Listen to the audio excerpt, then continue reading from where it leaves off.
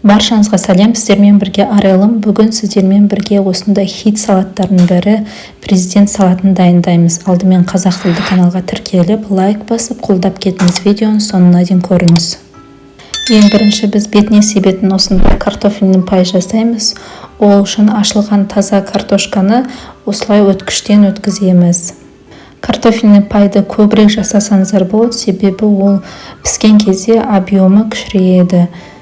Картошканы теркадан өткізіп болған соң, оны біз бір тереңдеу ыдысқа салып, оның үстіне салқын суды құямыз. Картошканы 15-20 минутқа қалдырып қоямыз, себебі ішіндегі крахмалдардың бәрі шығу керек суға. 15-20 минуттан кейін картошканы суға тағы да 1-2 рет жуып алып, оны жақсылап кептіреміз.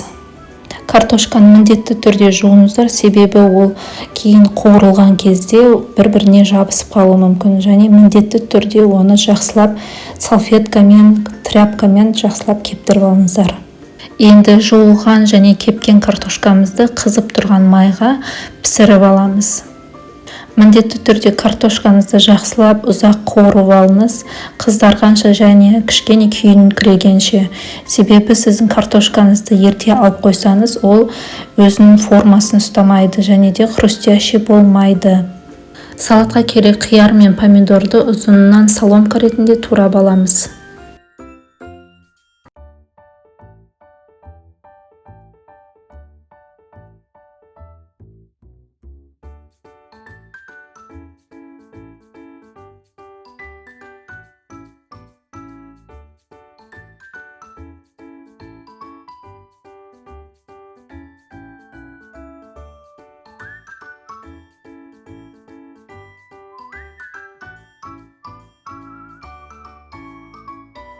Мен салатты тауық етінен жасап жатырмын. Бұл төс еті суға піскен. Сіздерде егер жылқы еті немесе сиыр еті болса, олар да жақсы болады.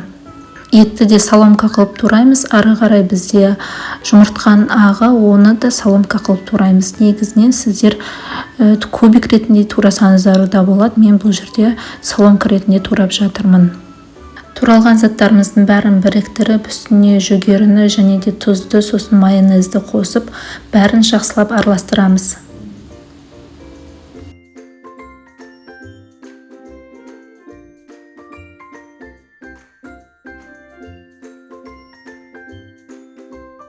Дайын болған салатымызды ыдысқа салып, үстіне картофельный пайымызды әсемдеп қоямыз. Мінекей әдемі және де ерекше салатымыз дайын. Әр дастарханның көркін ашады.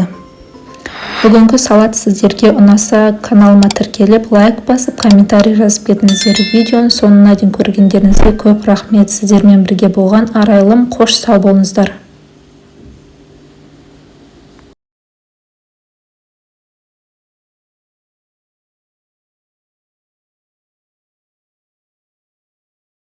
Баршаңызға сәлем, сіздермен бірге Арайлым. Бүгін сіздермен осындай дәмді және де тез дайындалатын трубочкалар дайындаймыз. Не бар 15 минутта дайындалады. Алдымен каналыма тіркеліп, лайк басып, қолдап кетіңіз. Видеоны соңына дейін көріңіз. Біздің трубочкаға осындай магазиннен алынған қамыр керек. Бұл дрожжевой слоеный тесто. Мен бұның жартысын қолданамын. Жартысынан шамамен 15 дана трубочка шығады. Қамырды жұқа қылып жаямыз. Егер де қамырыңыз оқтайыңызға, қолыңызға жабысып жатса, аздап ұн қосыңыз. Қамырды жайып болған соң осылай пышақпен қамырыңызды ұзыннан кесесіз. Трубочкаға арналған формаға осылай айналдыра орап шығасыз қамырды. Егер де сізде бұндай форма болмаса, оны фольгадан да жасап алсаңыз болады. Ары қарай трубочканың бетіне жұмыртқаның сары уысын жағамыз. Сарғайып әдемі болып пісуі үшін. Сосын трубочканы духовкаға 10-15 минутқа қоямыз. Беті қыздарғанша. Кастрөлімізді плитаға қойып, крем дайындаймыз. Үстіне 100 грамм су құямыз, және де 200 грамм қант саламыз. Қантты сироп қайнаған соң оны баяу отқа қоямыз. Сироп дайын болғанша біз ақуыздан крем жасаймыз. 3 жұмыртқаның ақуызын бөліп блендерден өткіземіз. Бәрі толық ақпарат описанияда болады. Ақуызды салған ыдысыңыз міндетті түрде құрғақ болу керек. Онсыз сіздің ақуызыңыз осылай көтерілмейді. Ақ дайындағанша біздің сиропымыз да дайын болады. Ол ашық қоңыр және де қасықпен алған кезде созылып құйылу керек. Дайын болған ыстық сиропты ақ құйып, бір-екі рет араластырып шығамыз. Ал енді піскен трубочкаларға біз кремді саламыз.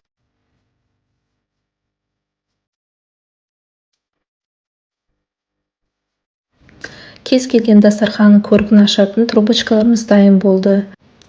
Достар, каналыма тіркеліп, лайк басып кетіңіздер. Видеоны соңына дейін көргендеріңізге көп рахмет. Сіздермен болған арайлым, қош сау болыңыздар.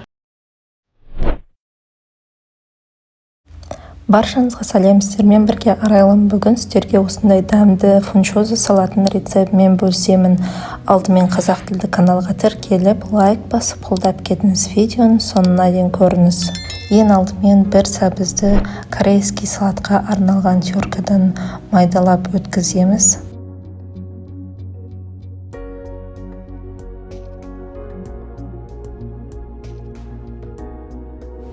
Теркадан өткізген сәбізімізді бір ыдысқа салып, үстіне тұзды қосамыз. Сосын оны жақсылап араластырып болған соң қолымызбен мыжғылаймыз.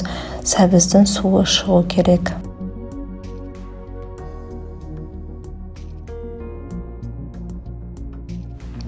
Енді фунчозамызды бір ыдысқа салып, үстіне қайнаған ыстық суымызды құямыз. Сөйтіп 5-10 минутқа қалдырамыз. Сіз фунчозаның сыртындағы упаковкасына қараңыздар қанша уақытта дайындалатынын. Енді болгар бұрышын соломка қылып тураймыз. Менде жасылы және де сарысы.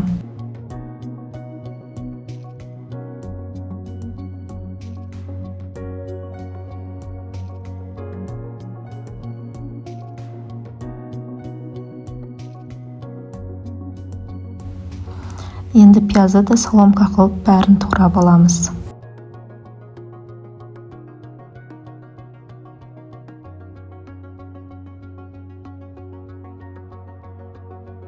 Пиязды турап болған соң біз қиярға көшеміз. Қиярды осылай сәбіз өткізетін теркамен істесеңіздер болады, немесе өздеріңіз жіңішке қылып турасаңыздар да болады. Енді қызып тұрған табамызға майымызды құйып, үстіне пиязды салып қуырып аламыз. Пиязды 5-10 минут қуырамыз, сәл солыңқырағанша.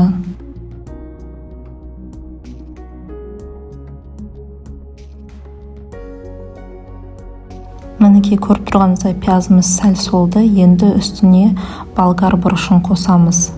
Болгар бұрышында көп қуырмаймыз, оны да 3-4 минуттан кейін аламыз. Бәрін араластырып, үстіне паприка саламыз, шамамен 1 столовый қасық.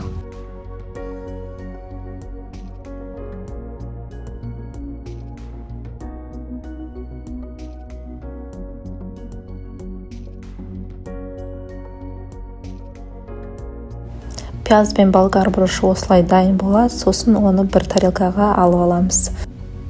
Көріп тұрғаныңызда пияз бен болгар бұрышы әлі де свежий күйін сақтаған, әлі де тірі.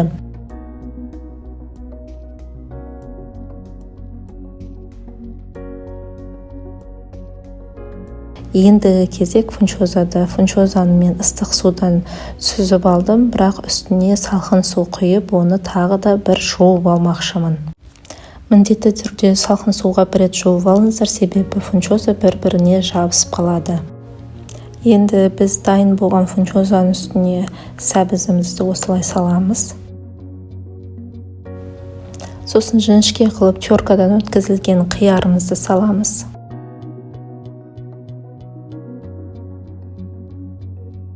Енді үстіне 1 қасық тұз, сосын 1-2 қасық дәміне қарай қант қосасыздар. Достар, толық ақпарат описанияда болады. Ары қарай үстіне қара бұрыш және де соевый соус, яблочный уксус, сонымен қатар 3-4 дана пресстен өткізілген сарымсақты қосасыздар.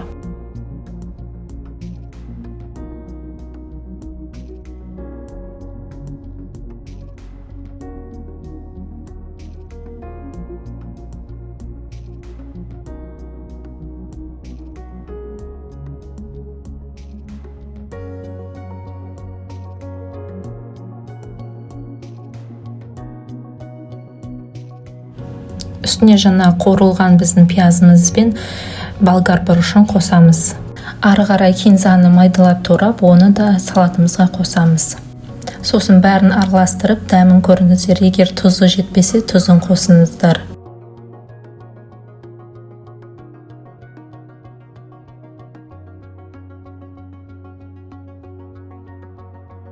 Мінекей біздің фунчоза салатымыз дайын болды. Үстіне осындай кунжут дәнектерін септім.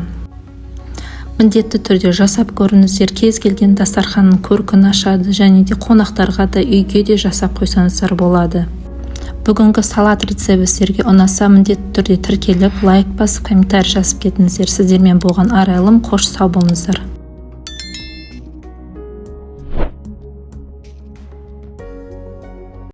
Баршаңызға сәлем, сіздермен бірге Арайлым. Бүгін сіздерге осындай дәмді бешбармақтың рецебімен бөлісемін. Алдымен қазақ тілді каналға тіркеліп, лайк басып, қолдап кетіңіз. Видеоның соңына дейін көріңіз. Алдымен бір қазан суға етімізді салып, оны қайнатамыз. Менде жылқы еті және де бір қазы. Қазыны біз пищевой пакетке орап салдық. Шек болмаса осылай жасаңыздар болады. Көбінесе солтүстікте осылай жасайды. Шамамен жарты сағатта біздің етіміз қайнап шығады. Сол кезде біз еттің көбігін сүзіп аламыз. Қыздар, көбікті міндетті түрде толығымен сүзіп алыңыздар. Сол кезде сіздің сорпаңыз мөлдір таза болып шығады.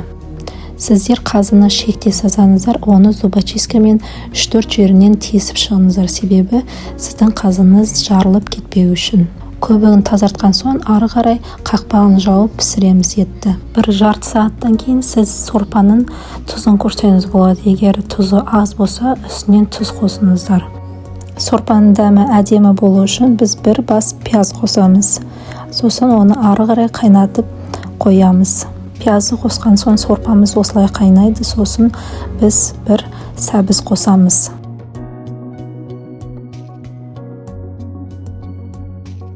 Етіміз піскенше біз қамырды дайындаймыз. Бізге қамырға 2 жұмыртқа және де тұзды су керек, 1 стакан. Аздап сұйық май қосамыз, қамырымыз жыртылып кетпеу үшін. Бәрін салып болған соң оны жақсылап араластырамыз. Ары қарай ұнымызды қосып, қамырды жақсылап илейміз. Қамырдың жақсы жайылуы ол қамырға байланысты. Қамырды сәл қаттылау қылып илесеңіздер, қамырыңыз әдемі бір тегісті болып жайылып шығады. Қамырды илеп болған соң, қамырды 15-20 минутқа демалдырып қойыңыз. Қақпағын жауып демалдырыңыз. Бұл жерде 2 зуалы қамыр шығады. Мен бірақ біреуін ғана қолданамын, себебі мен үйде 3 адамға дайындап жатырмын бешбармақты. Ары қарай біз тұздық жасаймыз. Пиязды 2-ге бөліп, оны полукольца ретінде тураймыз, және жіңішке болып шықсын. Бәрін бір кастрөлге салып, оның үстіне сорпаны құямыз. Сорпаның майлысын құйыңыздар, бетін сүзіп алыңыздар майын.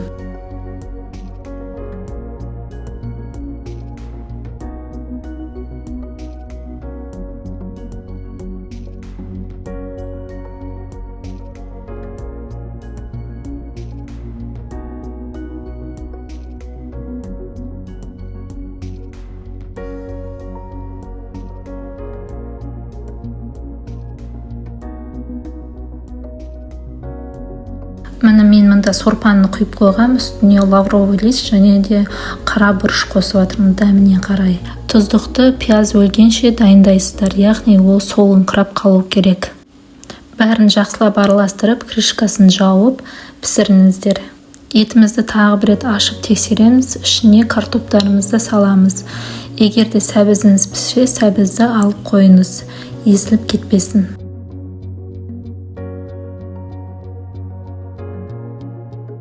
Енді демалған қамырымызды алып, оны 2-ге бөліп, жұқа қылып жаямыз.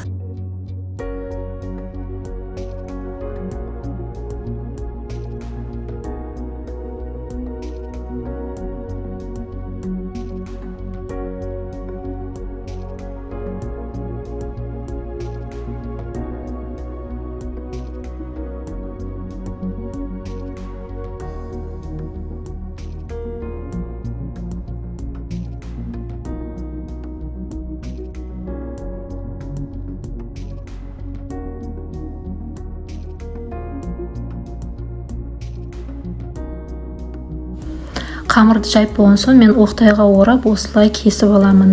Әркім әртүрлі жасайды, домалақ күйінде салады немесе домалақты төртке бөліп салады. Мен осылай салған маған ұнайды және де оны сүзіп алғанда ыңғайлы.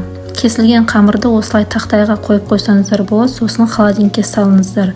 Сол кезде қамырларыңыз бір-біріне жабыспайды. Ет дайын болғанша. Мен етті 3 сағаттай қайнаттым. Езілмей әдемі болып шықты. Әркімнің плитасы әртүрлі, соған қарай бейімделіңіз. Мінекей пакетке оралған қазымыз да дайын болды және еттеріміз де. Бәрін сүзіп алыңыз. Картошканы да сүзіп алуға ұмытпаңыз, езіліп кетпесін. Піскен еттің бетін жауып қойыңыздар. Жаппасаңыздар, ол ет қатты болып қалады, жегенде тіске тұрып қалады.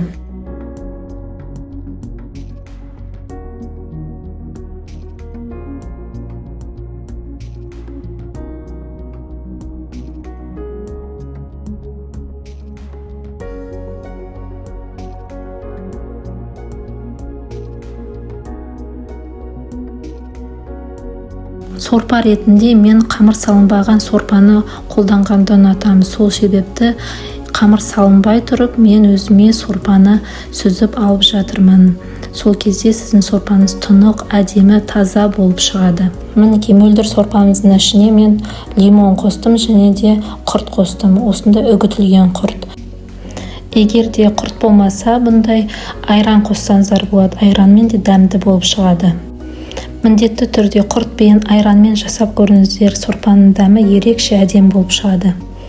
Мінекей бұрқылдап қайнап тұрған сорпамыздың үстіне қамырларымызды салып, оны пісіріп аламыз. Тұздық осылай болып шығу керек, пиязымыз солып, әдемі иіс беріп тұру керек. Енді үлкен әдемі тарелкамызға тұздығымызды салып, қамырымызды түсіреміз тарелкаға.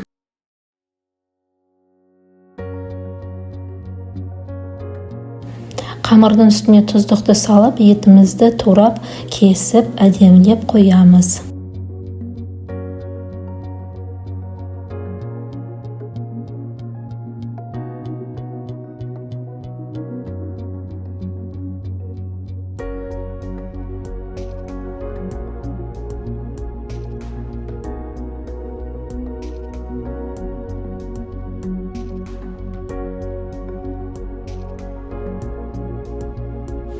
Еттің ортасына мен картошкамды екіге бөліп қойдым және сәбіздерді жан-жағына тізіп қойдым. Осы жерде мен қазымды салуды ұмытып кетіптім. Оны соңында салдым.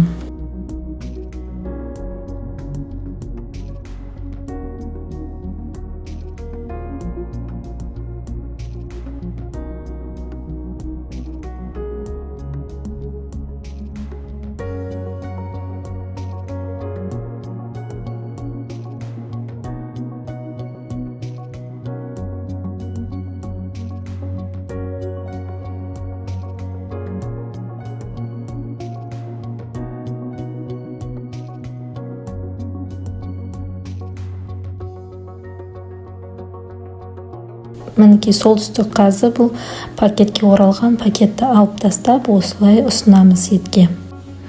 Мінекей біздің ұлттық тағам дайын болып шықты. Міндетті түрде жасап көріңіздер. Сорпаны да осы рецептпен жасап көріңіздер. Сіздерге бүгінгі бешбармақтың рецебі ұнаса, міндетті түрде тіркеліп, лайк басып, комментарий жазып кетіңіздер, қолдап кетіңіздер. Сіздермен бірге болған Арайлым, қош сау болыңыздар.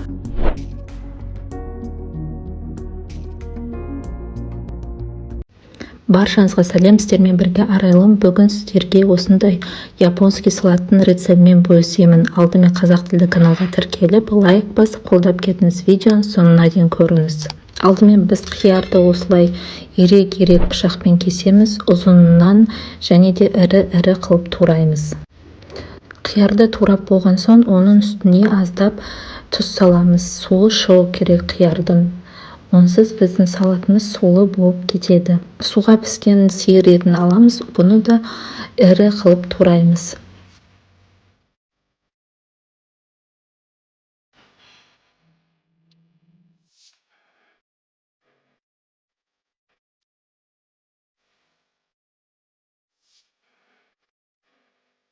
Етімізді маринадтау үшін бізге осындай 3-4 бас сарымсақ керек, және де бізге ащы қызыл бұрыш керек. Етке арналған соусты міндетті түрде жасаңыз. Бұл жерде қызыл бұрышты азырақ қосаңыздар болады. Соусқа сонымен қатар бізге 3-4 қасық соевый соус керек, және де кориандр керек. Егер кориандр болмаса, мен сияқты итальянский травы қосып жүрсеңіздер де болады. Туралған етімізді соусқа қосып 15-20 минутқа қалдырамыз. Енді кезекте бізде пияз, оны осылай тураймыз. Осылай турасаңыздар өте әдемі садақ сияқты болып туралады.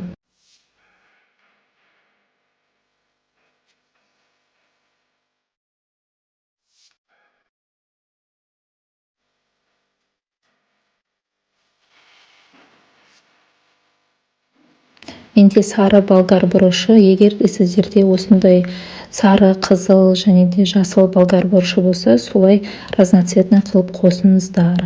Сіздердің салаттарыңыз екі есе әдемі болып шығады. Осылай ұзынша соломка қылып тураймыз. Енді қызып тұрған табамызға біз сұйық майымызды құйып, пиязымызды жартылай қуырып аламыз. Енді жартылай піскен пиязымыздың үстіне сары болгар бұрышын пісіріп аламыз. Оны да 2-3 минут жартылай солғанша пісіреміз.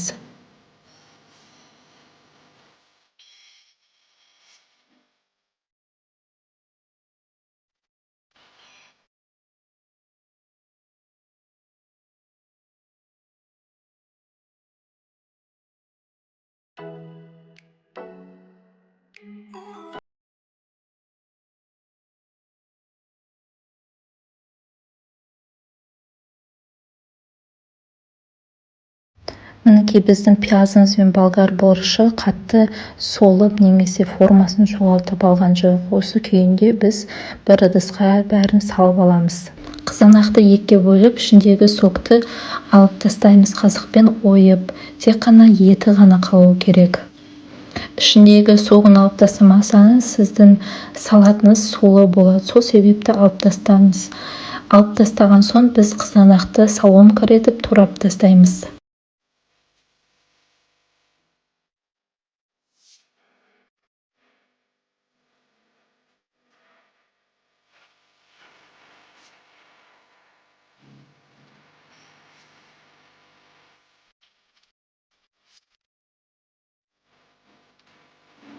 Туралған қызанағымызды және де қиярымызды бәрін бір ыдысқа саламыз. Және де маринадталған етімізді де ұмытпаңыз салуға.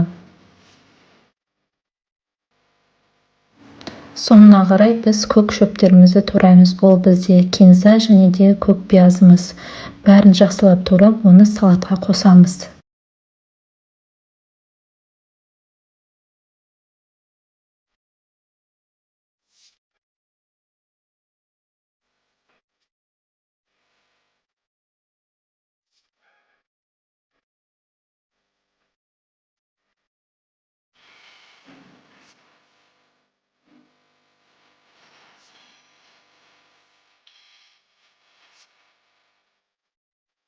Бір үлкен қасық уксус қосамыз және салатты араластырамыз.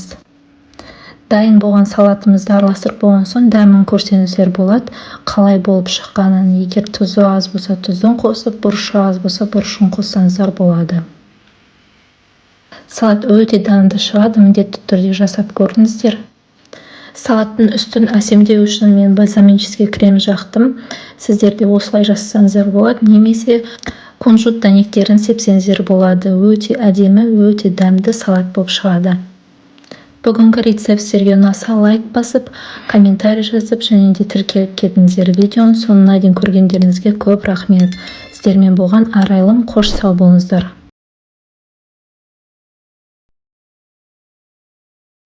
Баршаңызға сәлем, сіздермен бірге Арайлым. Бүгін сіздерге осындай дәмді венский вафлиді духовкада дайындаймыз. Алдымен қазақ тілді каналға тіркеліп, лайк басып, қолдап кетіңіз. Видеоның соңына дейін көріңіз. Достар, бұл вафлиді егер де сізде вафлинца болса, ода да пісіруге болады. Менде вафлинца жоқ болғаннан, мен силиконовый формада духовкада пісіремін. Бізге алдымен 3 жұмыртқа керек. 3 жұмыртқадан кейін бізге 1 стакан қант қосамыз. Егер де қантты көп қаламасаңыздар, сіздер азырақ қосаңыздар болады. Қант пен жұмыртқаны жақсылап араластырып, үстінен азырақ дәміне қарай тұзды қосамыз.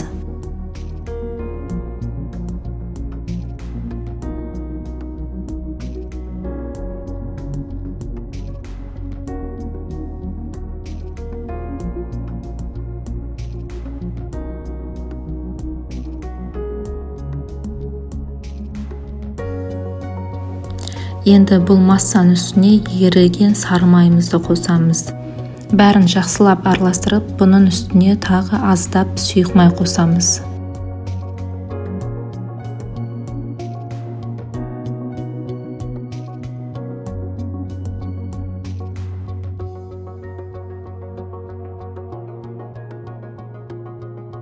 Енді ұнды қосып, бәрін жақсылап араластырамыз. Ішінде қамақ қалмау керек. Асықпай бәрін дұрыстап істеңіз.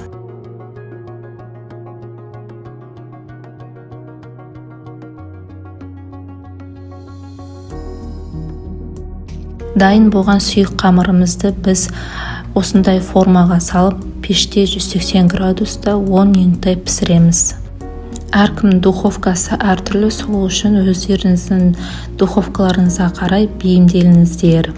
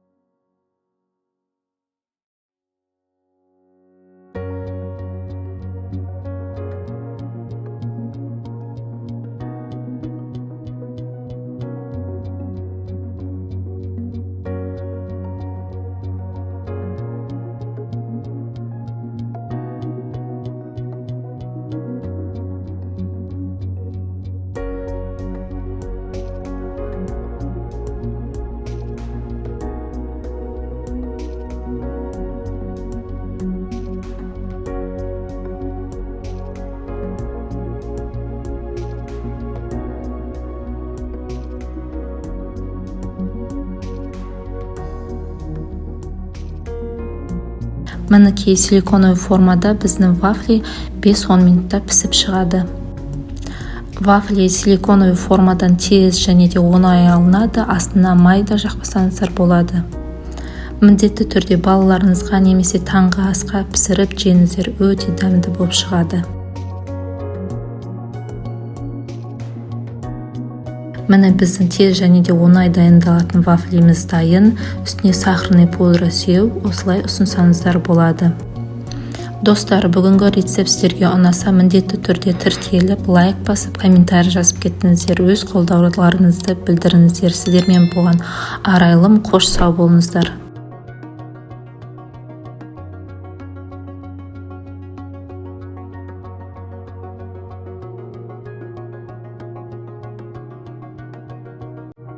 Баршаңызға сәлем, сіздермен бірге Арайлым. Бүгін сіздермен осындай әдемі десерт дайындаймыз. Алдымен қазақ тілді каналға тіркеліп, лайк басып қолдап кетіңіз. Видеоның соңына дейін көріңіз. Ең алдымен бізге десертке 2 стакан су керек, сосын 1 стакан қант керек. Нақты өлшемдер описанияда болады. Су мен қантты салған соң бәрін жақсылап араластырамыз. Судағы қант жақсылап еру керек, сол үшін біраз уақытқа крышкасын жауып қалдырамыз отта. Ал енді десертке салмасын дайындаймыз. Салмасын дайындау үшін бізге алма қажет. Алманың ішін осылай жақсылап тазалаймыз.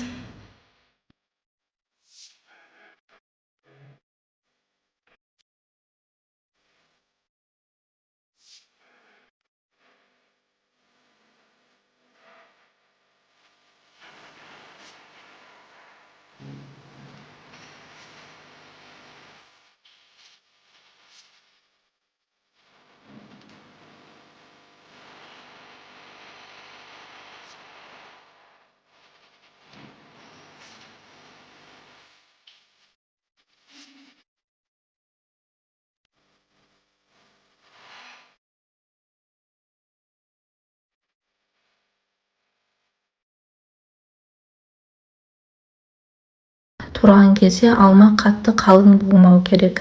Егер де сіз қатты қалың қылып турасаңыз, сіздің алмалы розаңыз шықпайды.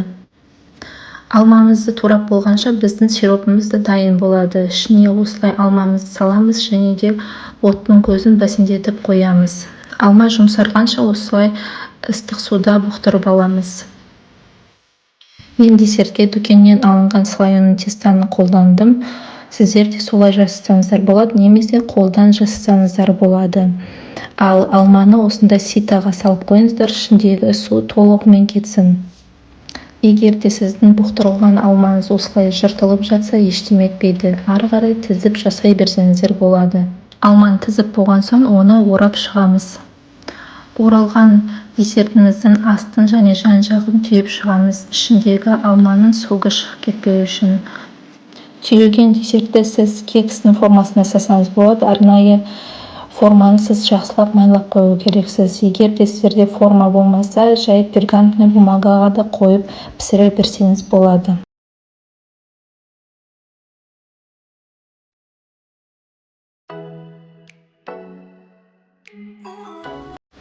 Ал енді сіздермен түюдің екінші әдісімен бөлісемін. Алманы бұл жерде де тізіп қоясыз, бірақ қамырды екіге бүктеп орайсыз. Қамырыңыз неғұрлым ұзын болса, соғұрлым сіздің розаңыз пышный, әдемі болып шығады. Бәрі дайын болған соң десертті 20-30 минутқа пешке қалдырасыз, 180 градусқа. Әркімде духовка әртүрлі болуы мүмкін, сол себепті сіз өз духовкаңызға қараңыз. Қамыры қызарып әдемі болып пісу керек.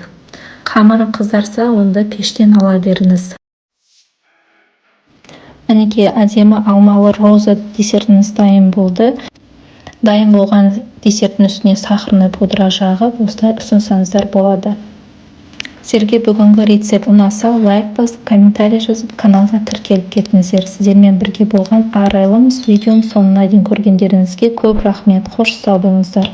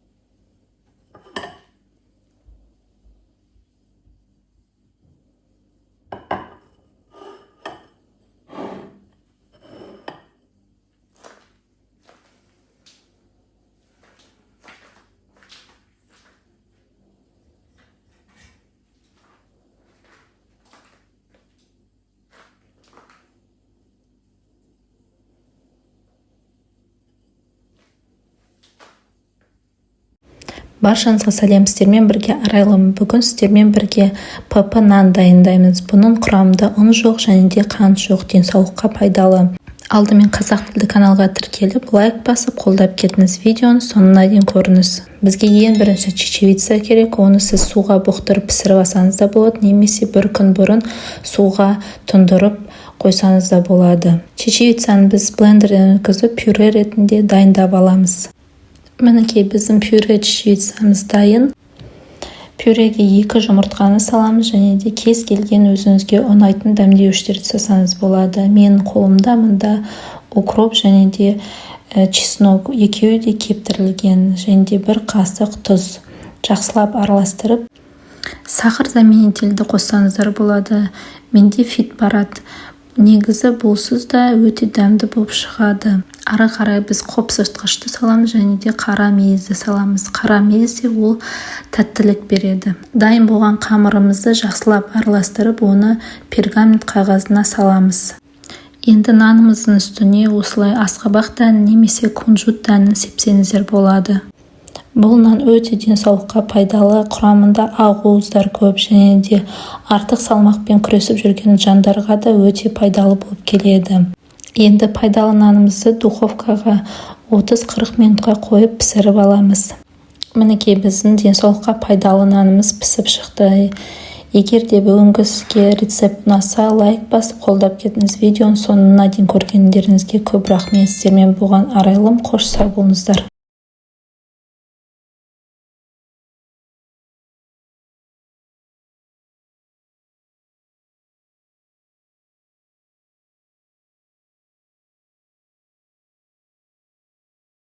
Бүгін біз өте дәмді және де өте жұмсақ бауырсақтар дайындаймыз. Ол үшін каналыма тіркеліп, лайк басып кетіңіздер. Видеоның соңына дейін көріңіз.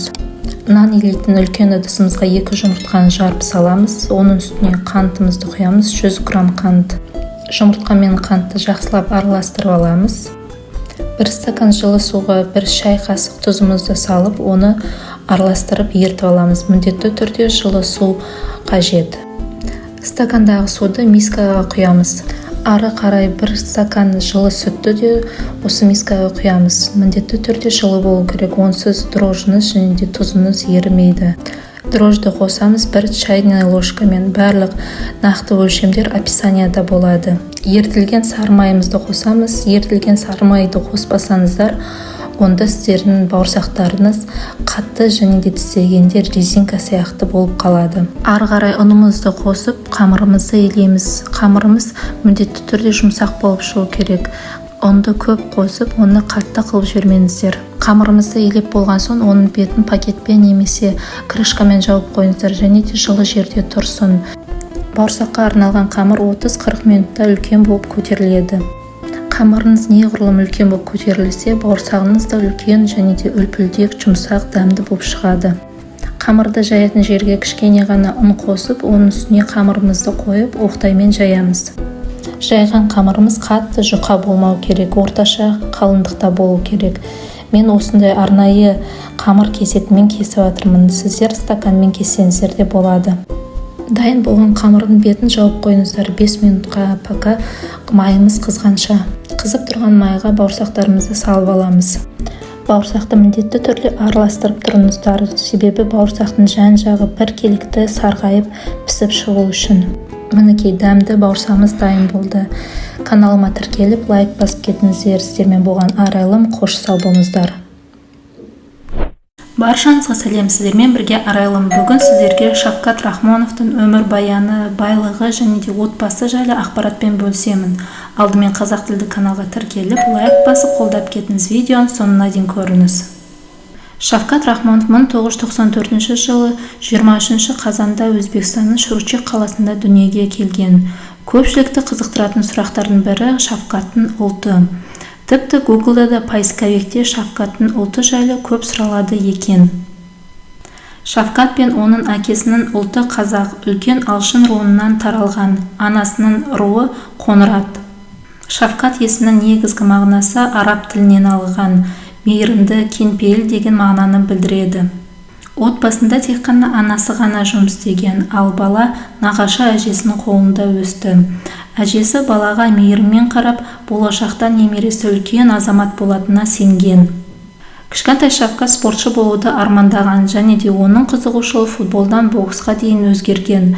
Шавкаттың айтуынша, ол балалық шағынан бастап бұзық және де тынымсыз бала болған. Балалық шағында ол көшедегі балалармен жиі төбелескен. Бала кезде көшедегі төбелеске жиі қатысатынмын. Төбелескім келмейтін де кездер болады. Бірақ үлкен ағаларым маған қарсылас тауып беретін. 2-3 жас айырмашылығы бар ма, маңызды болмады. Мен жекпе-жектен ешқашанда қашқан емеспін. Күн сайын 2-3 төбелеске қатысуы мүмкін еді, деді Шавкат 2024 жылы сұхбатында. Шавкат Рахмонов спортпен жас кезінен бастап айналысты. Көшедегі төбелестен бастап, кейін әуесқойлық, кейін кәсіби дайындыққа ұласты. Шавкат бокспен боевой самбо қызығып жүрді. Жас жігіт 2000 жылдардың басында MMA-дің жұлдыздары Федор Емельяненко мен Марко Кроков Филиппичтің арасындағы жекпе-жекті көрді. Кейін жекпе-жекпен айналысқысы келетінін түсінген. Рахмоновтың Өзбекстаннан Қазақстанға көшуі және де азаматтығын алуы. 2011 жылы Шавкаттың отбасы Қазақстанға қоныс аударады. Шавкат 16 жасында Қарағандыға көшеді. Шавкаттың отбасы қазақша нашар сөйлейді және де орыс тілін мүлдем түсінбеген. Өзбекстаннан көшіп келгенде Түлкібастағы туысқандарымыздың үйіне тіркелдік. Кейін Қарағанды қаласына көштік. Орысша білмегендіктен, тіпті қазақша сөйлей алмағандықтан басқа дүниеге келгендей сияқты болдым. Біз тұрған ауданда тек өзбек мектептері болды. Мен өзбек мектебін бітірдім. Қазақстанға келгенде араласуым қиын болды. Қазіргі уақытта мен қазақ тілін және де орыс тілін жақсы меңгердім. Сонымен қатар ағылшын тілін үйреніп жүрмін, деді өзінің сұхбатында. Көшіп келгенде Рахмоновтар өте тар бөлмеде тұрған. Шавкаттың айтуынша, бір бөлмелі пәтердің бір ас үйінде тұрған. Сол бір кішкентай ас бөлмеде 4 бала, бір ана тұрды.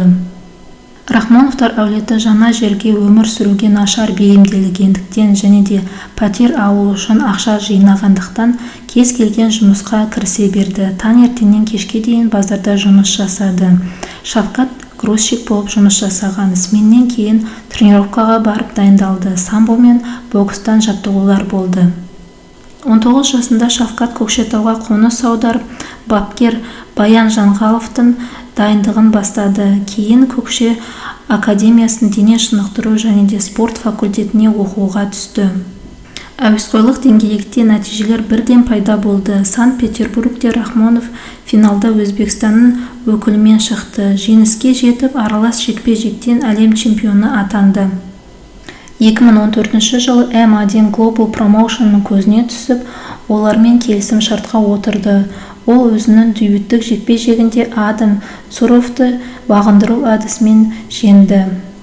Рахмоновтың жеңістер тізбегі кейінгі жылдары да жалғасын тапты. Ол өзінің жекпе-жектерімен промоушеннің барлық жанкүйерлерін таң қалдырды. Қарсыластары қайта-қайта нокаутқа түсті. 2018 жылы мамыр айында спортшы Фаридин Адиловты техникалық нокаутпен жеңіп, жартылай орта салмақта КАЗ-ММАФ чемпион атағын жеңіп алды. 2019 жылы наурыз айында Шавкат жартылай орта салмақта М1 жаһандық чемпионатын жеңіп алды. 3 айдан кейін Шавкат белбеуді қорғау керек еді. Тиаго Вережауамен кездесіп, 5 минутта Қазақстанның жеңісімен аяқталды. Жеңілмеген жауынгердің жетістігі әлемдегі ең танымал ММА промоушенның қызығушылығын тудырды. 2019 жылы америкалық ұйыммен келісімшартқа отырды. Ол бұл жайлы өзінің парақшасында жариялады. UFC құрамына кірген ең алғаш қазақ спортшысы. 2020 жылы 24 қазанда Абу-Дабиде бразилиялық Алекс Оливермен кездеседі. Шавкат Алексті гильотин әдісімен қылқындырып жеңіске жетті. Осылайша Шавкат Рахмонов UFC-дегі ең алғашқы кездесуін жеңіспен бітіріп, 37.500 қоламақы қолына алды. Барша қазақстандық жанкүйерлер мен қолдаушылары оны құттықтады.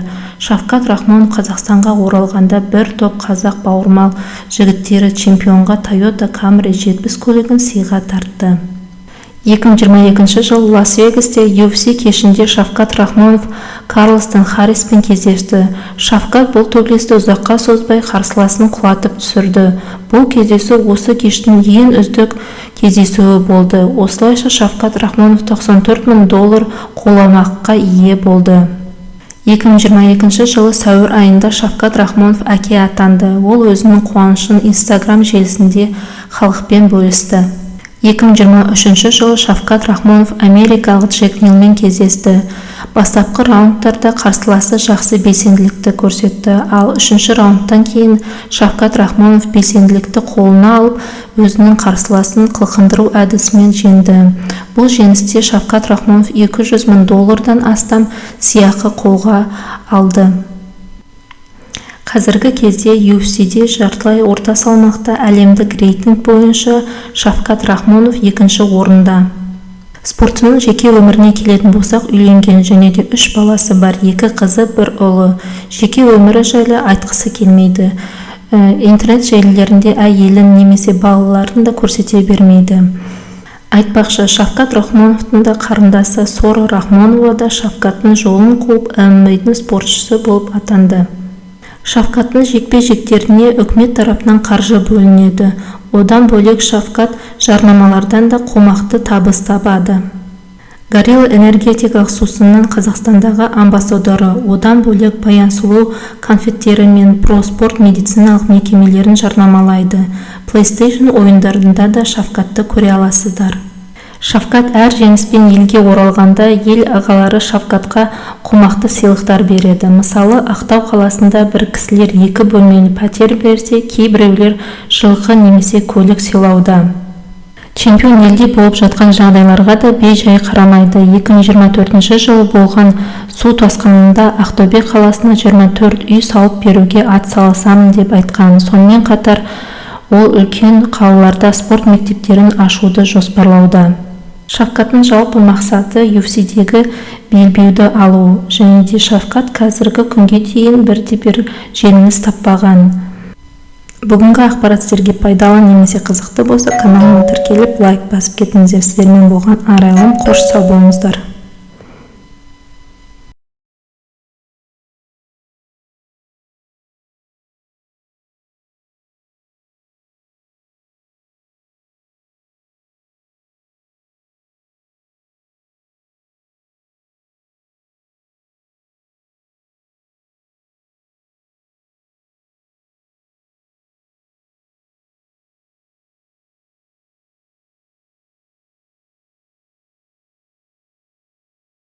Мерлин Монроның өмірі Голливудтағы ең танымал және де ең трагедияға толы оқиғалардың бірі. Оның өмір баяны әртүрлі кезеңдерден тұрған, қиыншылықтар мен жетістіктерден. Marilyn Monroe.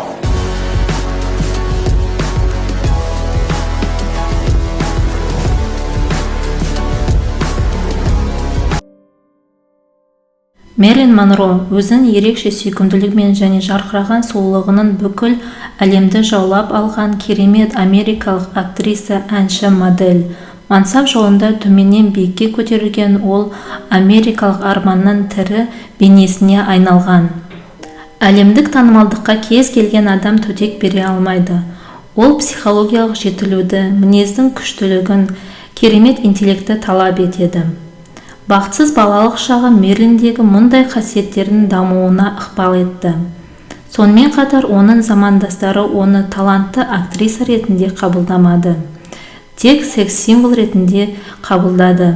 Шын мәнінде өте ол талантты, парасатты әйел болды. Бірақ оның жанкүйерлері бұл туралы кеш түсінді. Мерлин Монроның балалық шағы. Ол 1926 жылы 1 маусымда Лос-Анджелес, Калифорния штатында дүниеге келеді. Шын есімі Норма Джин. Анасы Глэдис Бейкер. Күйеуімен аяғы ауыр кезінде ажырасқан. Монро бұл әйелдің 3-ші баласы. Алайда бұл факт нәрестенің туу туралы куәлігінде жазылмаған. Анасы оны жасырып қалған.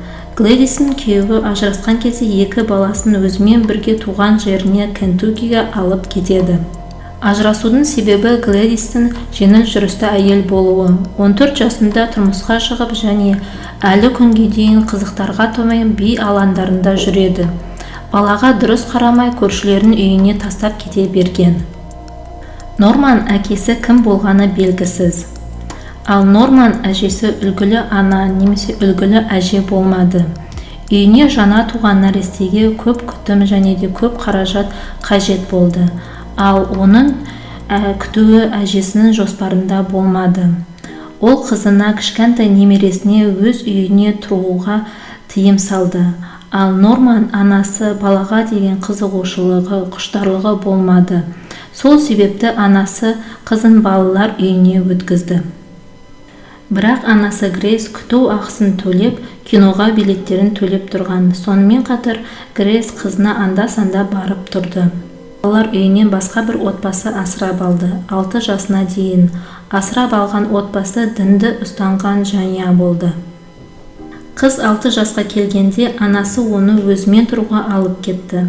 1 жылдан кейін Грейс жүйке ауруымен ауырып ауруханаға түседі. Ауруханаға түскенде Грейстің ең жақын досы Маки қызға қарайды.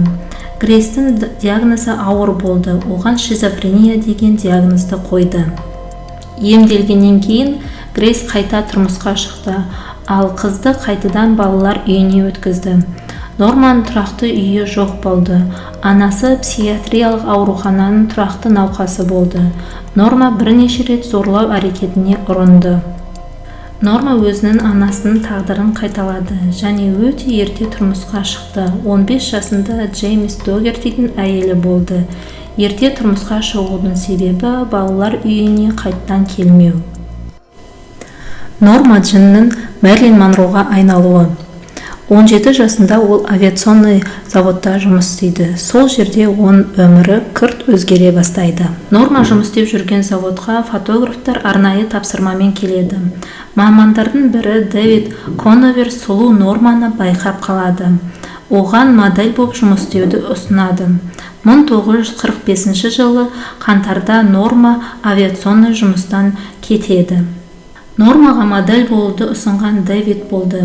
Жарты жылдан соң Норма өте тиімді келісімшарттарға қол қоя бастады. Модельдік агенция Норманың келбетін сөйлеуге кірісті. Шашын ақ түске бояп, атын Джан Бейкер деген атқа өзгертті. Норма Джан Бейкер болып танымал бола бастады. Джан өзінің керемет сұлулығымен елді таңғалдырды және де атақты модель бола бастады. Миллиардер және де медиа магнат Говард Хьюз Норманы көргенде оған киноға түсуді ұсынды. Бен Лайн Норманы Джан Бейкер деген аты ұнамады. Оның орнына Мерлин Миллер деген киноактриса жұлдыздың атын ұсынды. Яғни Мерлин Монро деген лақаба есімді берді. Жаңадан шыққан актрисаны киноға ешкім шақырмады. Бірақ ол сахнада жарқырауға әлі дайын емес екенін жақсы түсінген. Мерлин Монро сол себепті би, вокал сабақтарына барып дайындалған және де фильмнің өндірісінің егжей-тегжейін зерттеген. 1947 жылы актриса бірнеше рөлдерде ойнайды, бірақ бұл фильмдер сәтсіз болып шығады. 1950 жылы «Асфальтовые джунгли» фильмдегі өзінің ең алғашқы маңызды рөлін алады. Ол кадрде қысқаша сөзбе-сөз бірнеше минутқа көрінеді. Бірақ бұл өтпеші көрініс көпшіліктің есінде қалады. Бірнеше айдан кейін Монро ойнаған тағы бір фильм шығады. Бұл фильм Голливудтың классигіне айналады. «Все о Еве» деген фильм. Бұл фильм 6 Оскар жүлдесін ұтып алады, ал жас Мерлин өзінің ең алғашқы атақ үлесін алды. Келесі жыл ол үшін керемет табысты болды. Актриса бірнеше комедияларда ойнады және де кинокритиктердің және журналистердің өте жақсы пікірлерін алды. Монро өте танымал болды. Ол халықтың кино жұлдызы ретінде, секс символ ретінде, Құрама Штаттардың ең әдемі, ең ыстық актрисасы ретінде атақ даңқы шықты. 1952 жылы актриса бірнеше фильмдерде түсті. Ол кинолар өте сәтті шықты. Оның түсірілім алаңындағы серіктестері бірінші дәрежелі актерлар болды. Джеймс Рассел, Кэрол Грант, Фред Аллен «Суд седьмого дня» деген фильмде ойнаған. Ұшқан ақ көйлегінің етегі көпшіліктің есінде қалды. Осы кезден бастап актриса ешқашанда құтыла алмаған ақмақ сүйкімді қыз бейнесін алды. Мерлин орындаған әндер де әлемге танымал болып, көпшіліктің жүрегінен орын алған.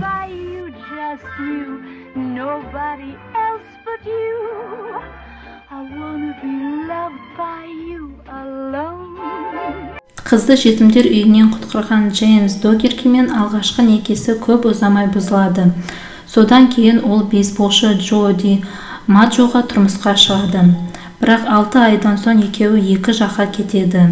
Бейсболшы актрисаны жақсы көрген және де қатты қызғанған.